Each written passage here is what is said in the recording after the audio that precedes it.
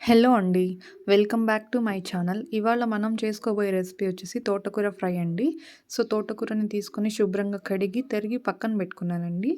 Next పెనం తీసుకునేసి 2, 3 spoons శనగగింజలు వేసుకొని బాగా డ్రై రోస్ట్ చేసి పక్కన పెట్టేశానండి.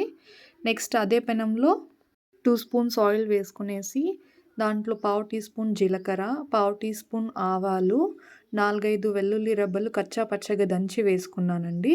తర్వాత 2 ఎర్రగడ్డలు సన్నగా తరిగి 4, 5 పచ్చిమిరపకాయలని తీసుకొనేసి వేసేసానండి.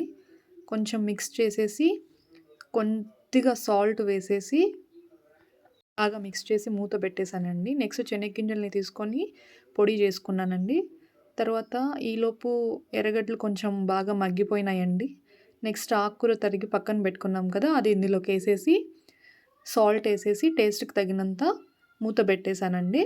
లో ఫ్లేమ్‌లో బాగా మగ్గిన తర్వాత మిక్స్ చేసుకునేసి మనం ముందుగా శనగగింజల్ని పొడి చేసుకున్నాం కదా! అది దీంట్లోకేసేసి మిక్స్ చేసేయాలండి. బాగా మిక్స్ చేసేయాల. మిక్స్ చేసుకున్న తర్వాత స్లో ఫ్లేమ్‌లో ఒక 5 మినిట్స్ మగ్గనిద్దామండి.